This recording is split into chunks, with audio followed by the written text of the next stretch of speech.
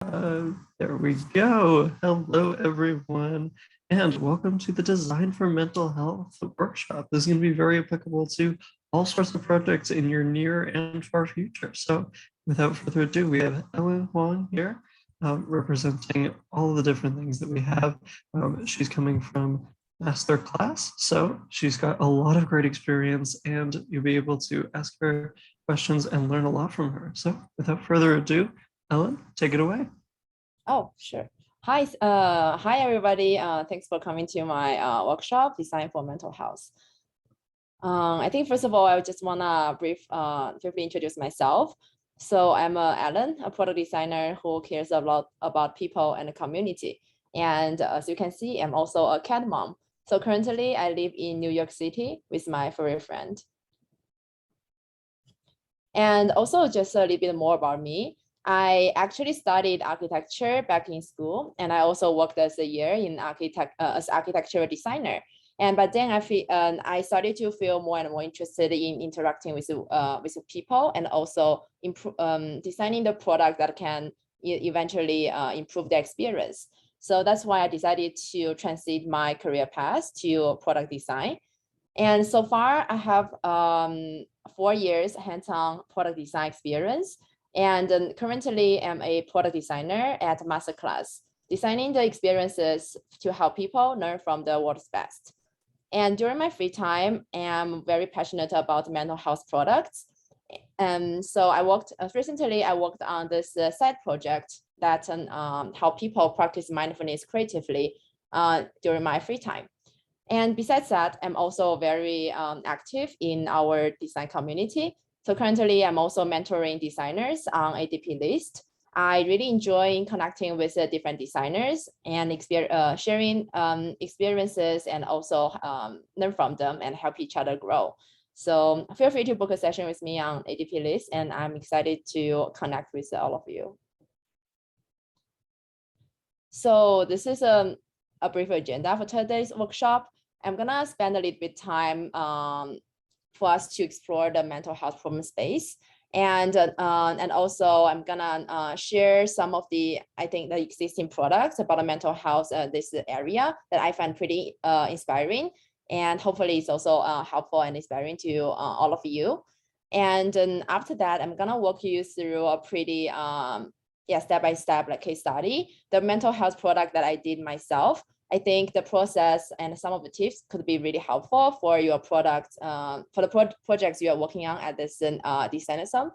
And of course, in the end, if you feel free to ask me any questions. And I'm excited to just explore with all of you.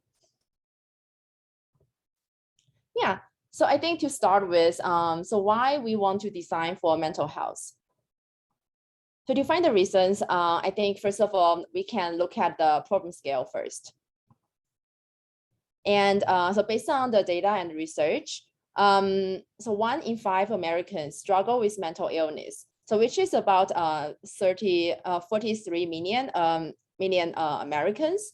And also, especially for youth, the depression rates actually have risen from year to year since 2012. And also members of an LGBTQ plus community are almost 3 times more likely to experience a mental health condition, such as a major depression or generalized anxiety disorder. So I think it's really interesting to know that if you are designing mental health products, it could also be really helpful to target youth as one of your audience, or members of LGBTQ plus communities. And besides that, we can also look at access to the solutions. So how likely or how easy it is or difficult it is for people to receive the solutions or help them improve their mental health. So unfortunately, according to the research, most Americans lack the access to adequate mental health treatment. So basically, more than 50% of adults with mental illness can't really receive any sufficient mental health treatment. And it's even worse for youth with depression. and it's almost 61%. And as you can see, the ratio of individuals in a state to available mental health providers is about 500 to 1. So it's really difficult for people to receive adequate mental health treatment. And also right now, the traditional therapy session, the counseling sessions, and also mental health treatment are pretty expensive. So it's not very accessible and easy to get.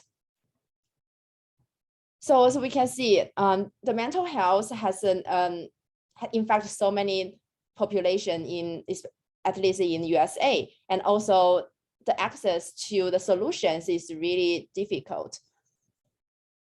And here are some of the common causes of mental health issues. And for example, the sleep disorder, peer pressure, depression, difficulty concentrating, discrimination, mood swings, social isolation, stress from school, social media addiction, eating disorder, and many more. As you can see, all of those causes actually look pretty common to all of us. And I think for me, I think I also experienced some of those issues in my time from time to time. So I think it's not really real case for somebody to experience the mental health issues. So I think it's really important that we provide a product or design experience for people to help themselves to improve their mental health conditions. And so what are the opportunities that we can explore in these areas? So targeting those causes and the mental health problems. So for example, how can we support remote consulting without undermining the efficacy? Or how might we help people sleep better? How might we help people understand their emotions? How might we help people improve their productivity? Or how might we help people practice mindfulness better? How might we improve overall well-being by limiting harmful social media usage? And how might we protect our youth? And how might we help people navigate negative thoughts? So there are a lot of opportunity areas in this problem space. So I think with this, how might we exercise, we can start to explore the problem space more and think about what we can do to help improve the well-being. And next, I want to share with you some of the existing mental health products on the market that I find pretty inspiring. So I think first of all, in terms of meditation, sleep and relaxation app, I think Calm is definitely one of the top products that you should maybe take a look at. And first of all, as you can see, it has a really strong branding and visual. So all the color palettes and the pictures and videos have been chosen like really carefully just to really deliver a calm and tranquil kind of feeling to the audience.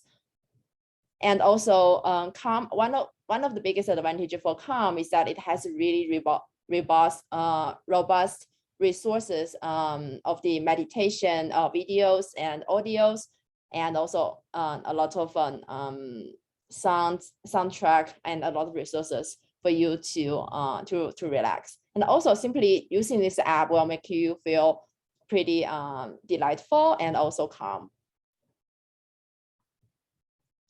And the next one is Talkspace. So it's one of the many online therapy and counseling app on the market. So with Talkspace, you can get matched with a licensed therapist in your state from the comfort of your device. And you can choose to connect with your therapist through text, audio, and video. And also with Talkspace, it has a pretty affordable subscription plan. So it's a lot cheaper than finding a traditional counseling services. I think with the services like Talkspace, it definitely helps make therapy easier and also more accessible and more affordable. And the other, this product Flipped is about productivity. So with Flipped, you can track your productivity easily and boost your motivation, and also connect with a community of high achievers like you. So you can use Flip to track the time on performing certain tasks. And it also has a very special feature to help you build this community and help you connect with other people who also want to improve their productivity. And also, it also has a pretty holistic visual language and the branding color. And SleepTown is actually a very interesting product. It introduces a fun and a simple way for people to develop healthy sleep habits. I think what I like the most about this product is that it uses gamification to further motivate you to reach your sleep goals. So first of all, as user, you set up your sleep goals, and then once you reach your sleep goals, and you will be rewarded some special houses. And you can use those houses to build your surprise cities or some environment. And so it's a very simple but very cute and interesting game for you to have more fun. And as long as you maintain your a healthy sleep habit.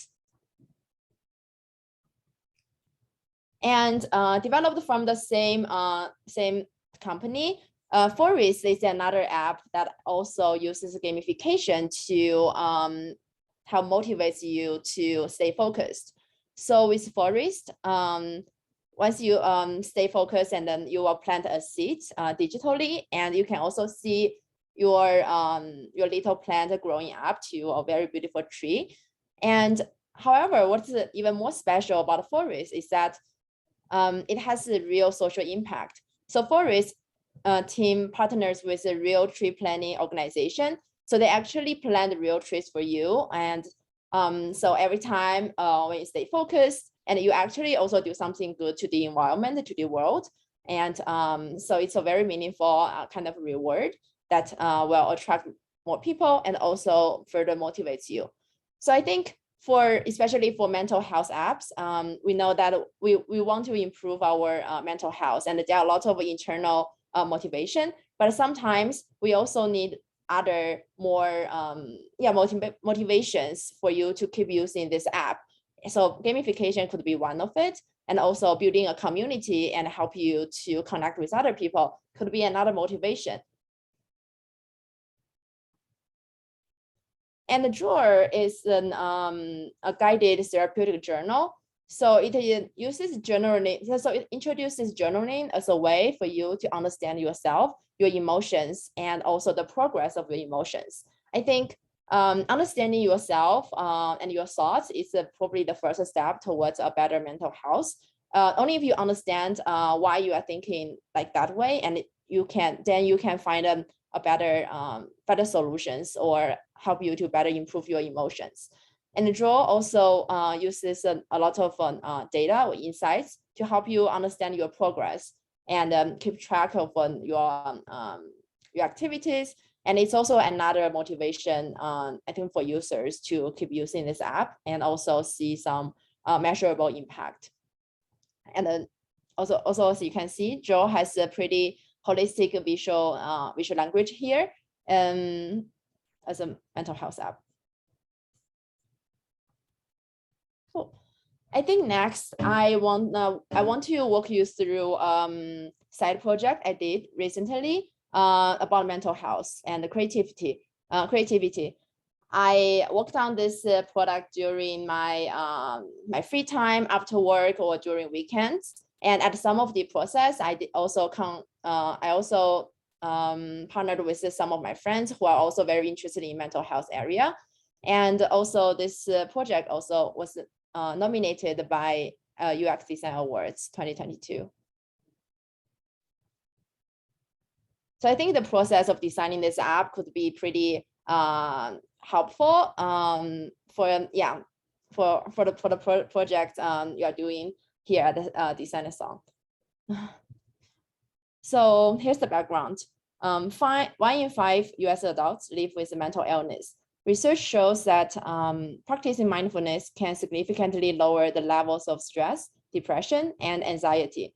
So mindfulness is the act of consciously focusing one's mind in the present moment. However, many people struggle to practice mindfulness effectively because they fail to find a method they actually enjoy or don't feel motivated. So the problem I want to solve with my product is that there are many benefits to practicing mindfulness, but it's hard to find a simple and effective method. I started with both qualitative and quantitative research. Includes online surveys I did with Google survey and social media posts. You can easily do it on your Instagram.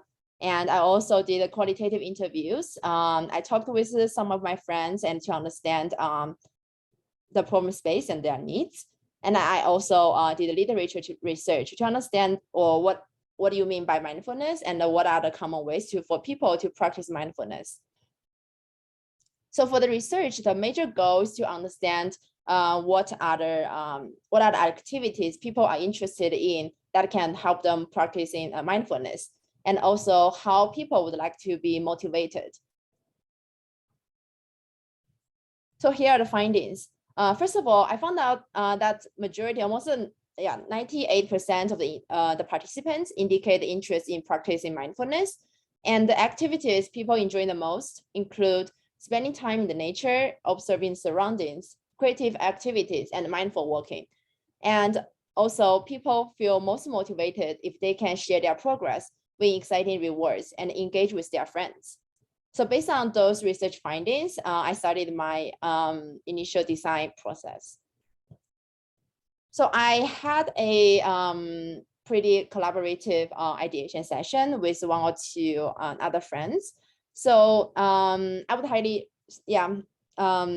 recommend you to try to work with your friends to come up with I think generate more divergent ideas. And also work with other people, it can also help you to clarify ideas because you can ask each other questions to clarify the thoughts and help you to make more trade-off decisions. And I also find it helpful to use this ideation session to come up with a one-liner. For example, for me, I want to develop an app that helps people practice mindfulness creatively. And we set the one-liner, which is also your product mission.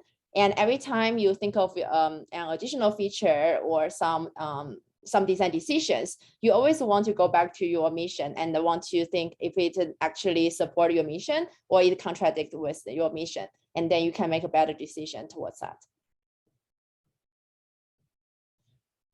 So based on the brainstorming, and also the overall mission, I started to figure out the core feature and the supporting feature of the app.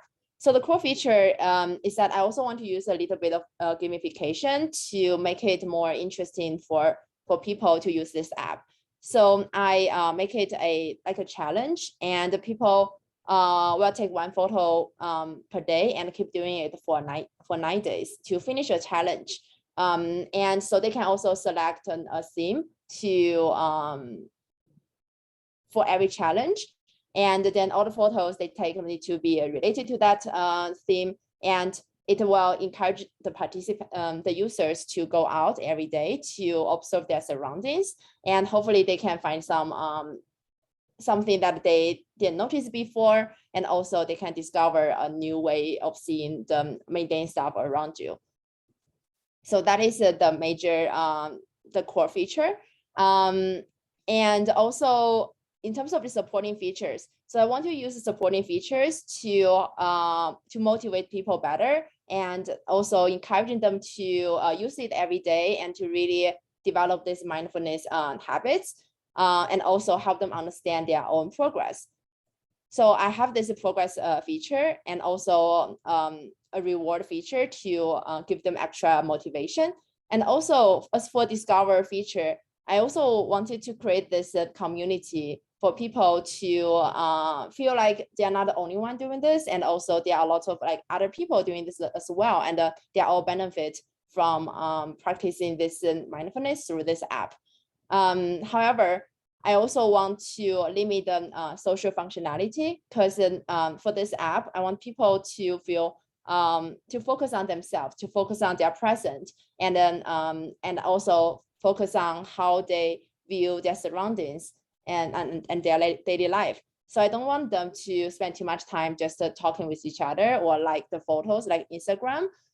So that I think that is also a very cautious decision I made, that for the Discover feature, it will have very limited social functionalities, but it's more like an inspiration center where you can see how other people see the world around themselves, and also for the motivates you. So I think here, I would suggest you to really clarify what is your core feature, and also what are the supporting features, and what's their what are the overall objectives for this app. I think thinking about the objectives, it also help guides the design, the wireframes, and also the different features, and help you to make trade-off decisions. And after wireframing and figuring out the features, I started working on a bit more about refining the UI. And I think for mental health products, I think UI design is a kind of also a pretty important part, because you want people to feel calm, to feel delightful, or feel have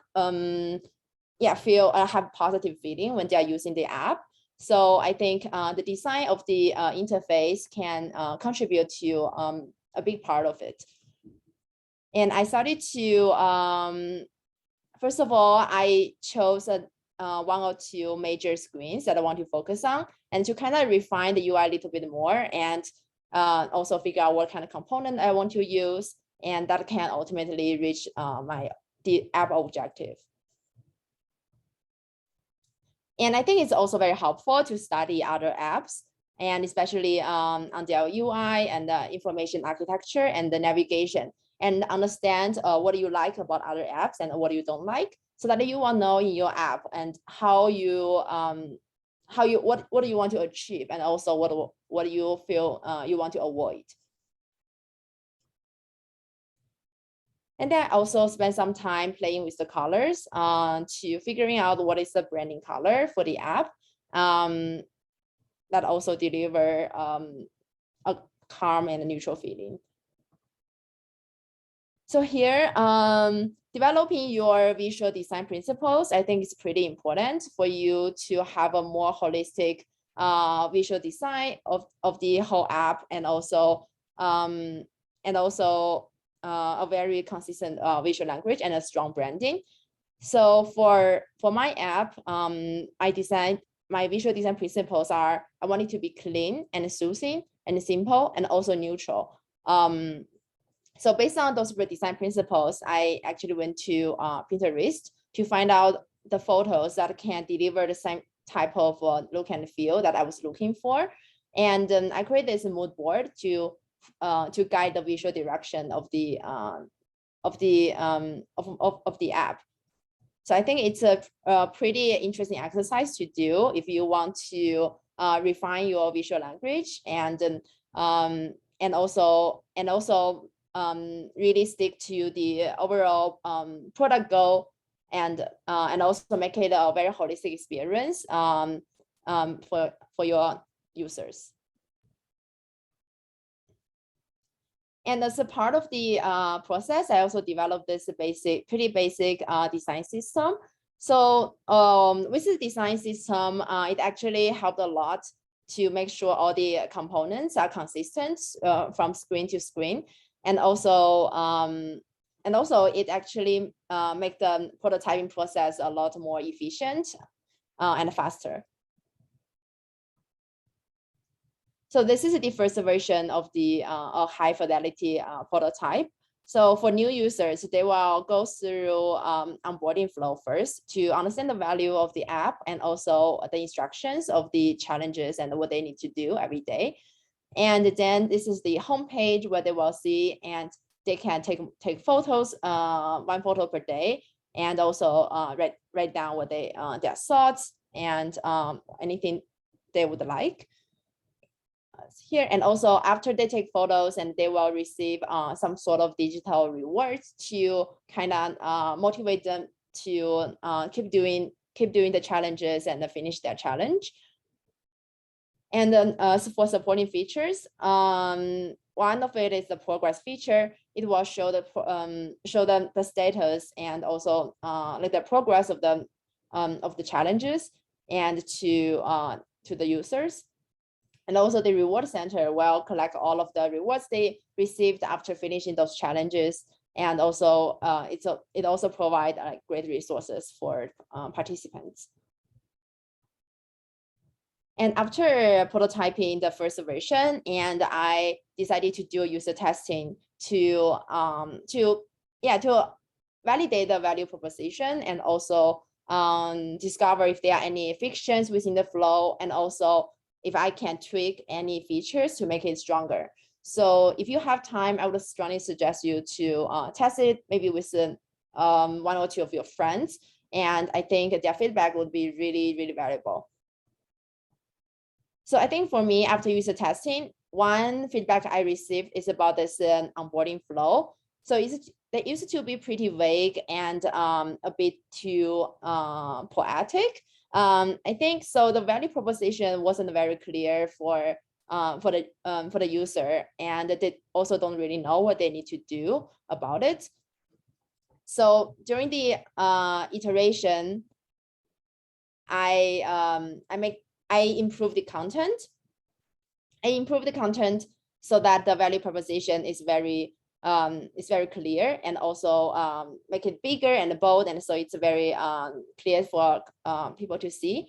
And I also improve the instructions, and also people can click into this challenge instructions anytime if they don't know what they need to do. And besides the onboarding flow, and another big changes I made is to this reward mechanism. So previously, users will get rewarded with the mindfulness resources, for example, like meditation or sounds from nature or some inspiring quotes, etc. And however, I received feedback from one user that they find those rewards are not very special and not very interesting for them, not motivating for them. And so in the iteration, I started to go back and rethink about my mission, that I want it to, because I want to focus on the creativity as well, and I want to make it creative expression process for users as well. So I decided to connect the reward more closely with the creativity part. So in the new version, once user complete their challenge, they can choose the collage and then turn it into postcard or tote bag, and they will get them shipped back to them as a souvenir. And it's a very I think it's a very thoughtful gift for the users, and also it can always remind you that you have paid so much attention to the things around you, and that you have seen things so differently before, and it's also nice gesture. A very, I think also kind of like a self-creative process. And another feedback I received is it's about the challenge instructions part. So all of the users actually can dismiss this part because it's too small. So in the new version, I wanted to make the challenge instructions bigger for the first-time users, so that they know what they can, so that they know where to find help if they don't know what to do. And besides that, I also further simplify the interface. For example, by grouping the relevant content together, and also making the elements just simpler and cleaner, so that people will know what they need to focus on, and it's more digestible. So here is the final version, and this is the core feature, the challenge, and the users can choose their challenge first, and then they can start. They will go to the home page where they can start their challenge every day and capture things around you. And I also added this prompt to help guide them a little bit towards their their capturing journey. And as for supporting features, this is the Discover Center. Well, where the users can see what other participants were doing, and also how they build things around themselves. And also, after you finish your challenge, you can also choose to share your challenge with the community. And as you can see here, Discover Center is only used as an inspiration center. So I want to limit the social functionality. So right now, people cannot really respond to each other or comment or like each other. That is a deliberate decision I made during the design process. And here's the progress feature. Well, users get to know what's the progress of their challenge, and also their overall mindfulness days, and how many days they have taken a walk outside and paid attention to their surroundings. And also this creation feature, they can turn what they see into artworks and get them sustainably made and also shipped to them.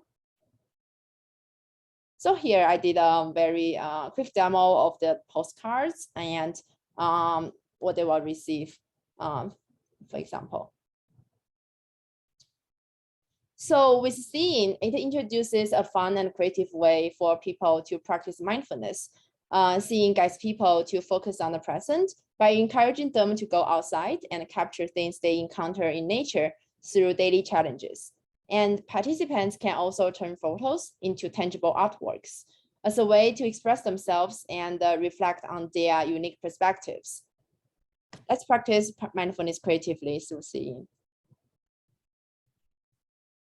Thank you. That's all. I'm happy to connect with all of you on ADP list. And also here's my personal website where you can see some other work I did at my work.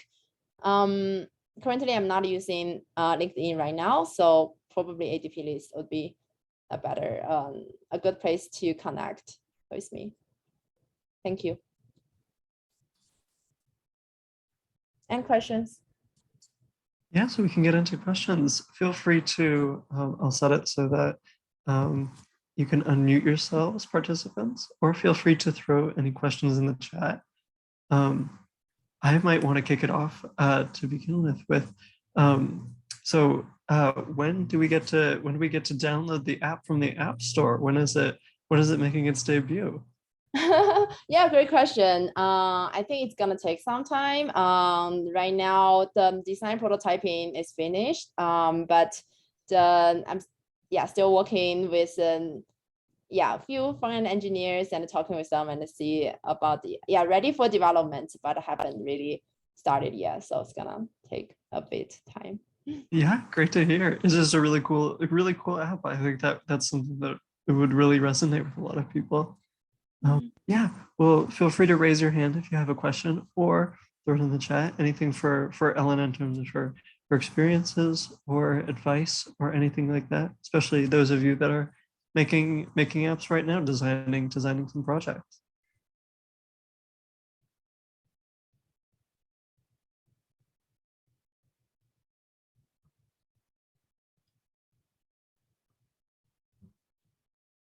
I think just actually one other question from me.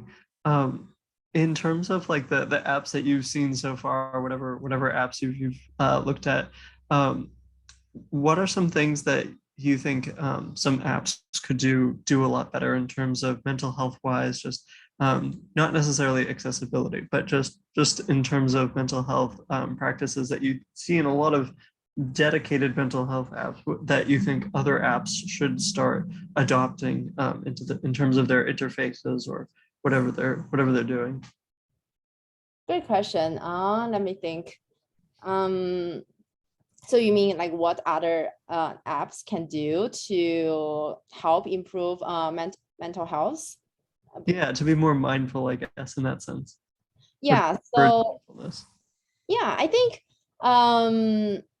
yeah, I think probably Instagram is a very interesting example. I think I think Instagram it's also a pretty controversial like app because it brings people together, but also actually harms people's mental health sometimes, and especially for like for teenagers and for a lot of people that they have like, I think, more social media addiction, and they spend so much time on it, and some of the content are good, some are not, and especially sometimes when viewing some content, it makes you feel bad and make you feel less about yourself, and also you feel you always compare yourself with other people, and especially like who like my photos, or who like other people's photos, etc. So I think it's actually pretty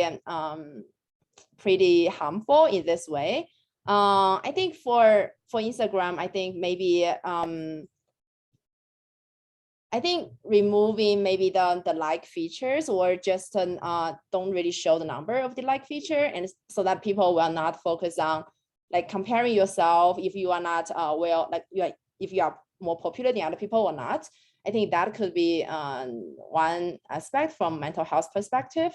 And also just generally, like when you are scrolling all the TikTok or the reels, and then maybe after some time, instead of just letting you just keep scrolling, it can just give you a reminder, like you have been on this for 30 minutes or an hour. Do you want to take a break or something? I think it's definitely better for mental health. I definitely see like from business reasons, and they definitely want you to keep doing this, but it's yeah, I think has some yeah, I think damage to the mental health, and then for your own well-being. Yeah, that's a great answer. We have a question in the chat that asks, well, kind of along similar lines that you were just talking about, but how a lot of social media companies continue to utilize addictive features to kind of keep their audience, etc. But what do you think about apps that try to reduce the impact of social media on mental health at the same time as those other companies are trying to pull people in with those addictive features?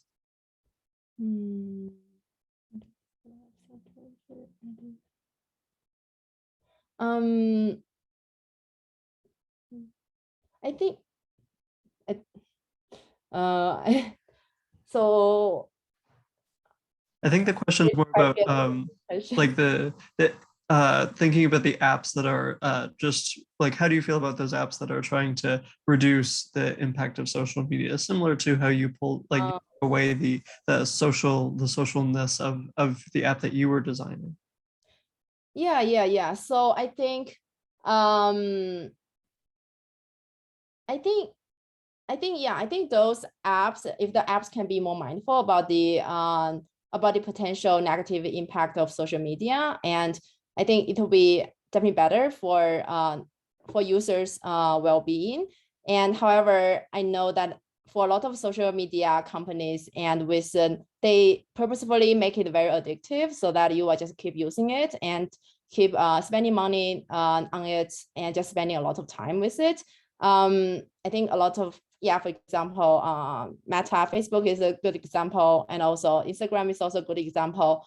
And I think for a lot of other apps, they can use other ways to help people engage. For example, the app I shared with the gamification feature, it's just a very light and small games for you to kind of motivate you to develop a big good habits, or stay focused. For example, plant a tree, or build a city or something. I think it is a pretty healthy gamification feature that will not make you too addicted, but also can give you a fun and like game time, and also like further motivates you. I think those are like some of the like substitutes that you can think of without using a lot of social media exposure for the app. And also I do agree that community building also has a positive effect. So but you need to be careful like how much community or social functionality that you want to have in your app, because it's easily to be very addictive, and then also help make people steer away from the core feature or the core experience. I think the extent or the degree of the social functionality, for us, we need to make a very careful decision about how much we want people to connect with each other, and also is it like really help people to reach their goal with that app, or not. Yeah, those are really good points. Finding a balance between gamification and addictiveness, but also community and the social media that can get very anti-community and all that, a lot very mainstream. So yeah, those are really good takeaways. I think that's something that a lot of us in our generation struggle with. So those insights are super helpful. Thank you, Ellen. Thank you. And I don't know, I think we'll do one last call for questions. But yeah, I think. Can I ask a question? Go for it, Tiffany. Is there any like other projects that you have in mind, or like a specific like dream project you want to work on in your future, or like something that has been like you haven't had time to do it, or like something you've been wanting to like, it's like a goal, like dream project? Dream project, you mean like my own personal like kind of passion project? Yeah. So I think I'm very passionate and interested in this mental health area, so I think maybe project that help people sleep better. I think that's probably one of it. Well, I think the one I most want to do, I think I actually also I come from an architecture background, so I'm very curious to see like how I can bridge like digital experience design and like physical three-dimensional design, and kind of maybe design environment that can have this healing effect and help people to reach a better mental health and well-being, and also with like a positive digital content. So like a mixture of physical and digital design, and that can help with the mental health and improve the well-being. I think that is maybe a more broad project I'll be super interested in the future if I have the chance. It's really cool. Thanks for sharing. Hopefully you'll get to do that someday. We're rooting for you. Thanks. as well as your other app. We're rooting for that one too. But yes, do put it in the chat. But thank you so much for being with us today, Ellen, and thanks everyone for sticking around. It's been great hearing from you, great learning from you. But yeah, we'll be having our next workshop coming up very soon, so feel free to stop by that one as well. And yeah, well, and that for today. Thanks, everyone. Thank you. Bye. Thank you. Bye.